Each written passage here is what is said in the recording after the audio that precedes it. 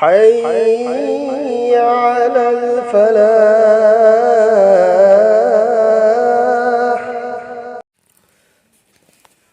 بسم الله الرحمن الرحيم. نسيجي تعليم هرم أفب مجا ثرم بگي كانبا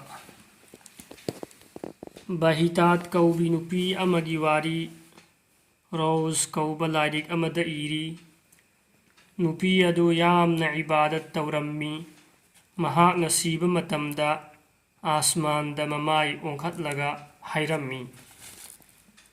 هي أمت غايرب مپو أيگي چنجين دي نن خكتني أمسون هنگ سيب ننگي خدتني أيبو چوب نسيحن بيگنو أمسون قبر دا أكي أخن ريحن بيگنو. مهاك نسيخرب متون دا مهاكي مچانو پا أمنا إراي خدنگي قبر دا چتنا قرآن سولغا مما أمسون قبر دا ليربسين أدوگي دمك دعا تورمي. نوغ مهاكنا ممنگ دا ممابو أرمي أمسون مهاكنا هنگلمي إما نها كرم بموونگ دا ليربنو.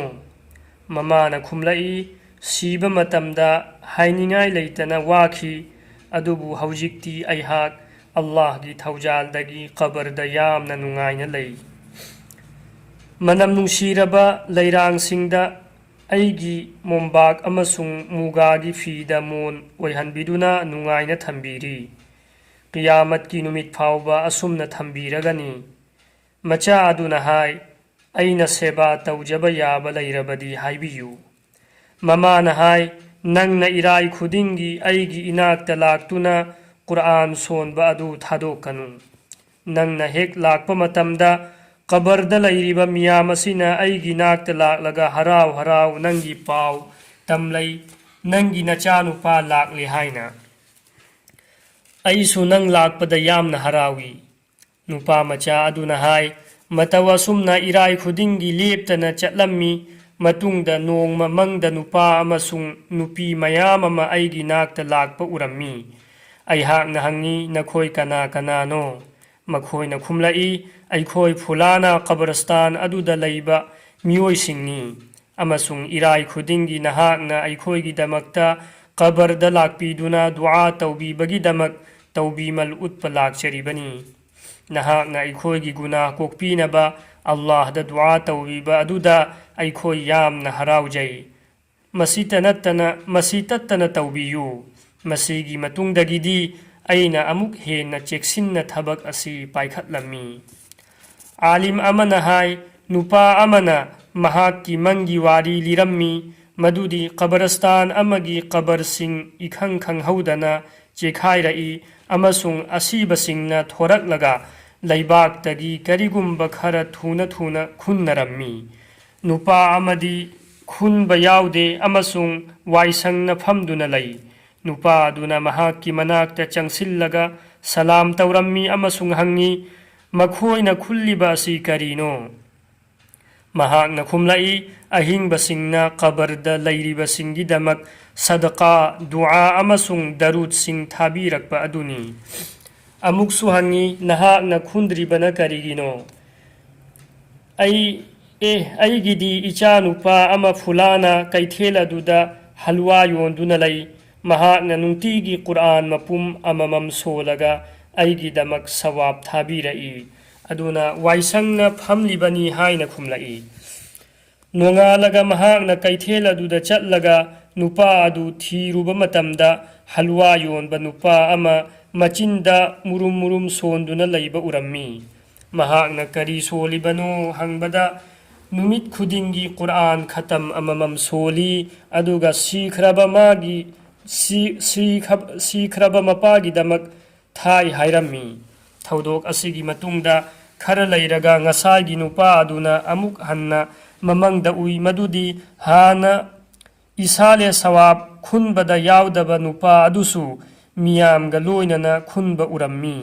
मिकप थोगलक पदा महाक याम नंगलम्मी. नोंगालब मतुंगदा कैथेल अदुमक्तदा चटलगा येंगुब मतमददी पाखंग अदुसु सीखिरमले. हजरत सालेह मुर्री रहमतुल्लाहि अलैहि नहाय नोंगमा इरायगी अहिंग नोंगांद्रिंगैदा फजरगी नमाज सोनबगी दमक जामे मस्जिद चलमी नोंगानगदबा खरा वाटलम्मी अमसुंग लंबीदा कब्रस्तान अमा लई मदुदा कबर अमगी मनाक्ता हेक फमथरुबा मतमदा खुदक्ता तुमनिंगबा फावरक्तुना इखंग खंगहौदना तुमखिरम्मी मदुदा अइना मंगदा उरुई मदुदी कबर पुमनमक चेखाइरक्ले अमसुंग असीबा मखै मागी मागी कबरदगी हौगतलगा हराव हराव वारी सानदुना लई तवैगुम्बसुंग मखोइगी मरक्ता अमोटपा फिजोल सेटपा पाखंग अमदी मतोमता फमदुना यामना वाना लैरम्मी ngaihakki matungda asmandagi farishtasingna नूरगी रुमानना कुप्पा त्रे अममम पुरक्तुना मी खुदिंगमक्ता पिरम्मी मखोइना पीरिबा अदु लौरा लौरगा मागी मागी कबरदा चंगनखिरम्मी लोइनमक चंगख्रबा मतुंगदा पाखंग अदुसु करी अमत्ता पूदना कबरदा चंगखिरम्मी महांगना पाखंग अदुगी मनाक्ता चटलगा हंगलम्मी नहांगना वारिबा असि करिगिनो अमसुंग ट्रेसिंग असिदा करी करी यावरखिबगे पाखंग अदुना खुमलाई ट्रेसिंग असिदा अहिंगबा मीसिंगना असीबा सिंगिदमक्ता थारकपा खुदोलसिंग अदु यावरई अदुबु अइगिदी इमा नत्तना कना अमत्ता लैहौद्रे महाक्सु अतोप्पदा लुहोंखिदुना अइबु काउथोखरे अइना मागी ममागी लैफम हंगलगा नोंगालब मतुंगदा पाखंग अदुगी ममागी मनाक्ता चटलम्मी अमसुंग मंगी वारी पुमनमक तमलम्मी नुपी अदुना हाय असेंगबनी महाक अइगी ख्वाइदगी हेन्ना नुंसीबा इचानी अइगी इतंबाक्ता चावरकपनी मसी हायरगा नुपी अदुना सालेहदा दिरहम लिसिंग अमा पिरम्मी अमसुंग हायरम्मी मसी अइगी मिटकी मंगाल ओइरम्बा इचागी दमक्ता सदका तौबीखो मतुंगददी मागी दमक दुआ अमसुंग सदका तौबा कावजररोय हजरते सालेह नहाय अइना मथंगी नुमित्ता हानगुमना अमुक हन्ना मंगद उई मदुदी मियाम अदुगी मरक्ता पाखंग अदुसु यामना फजबा फिजोल सेतुना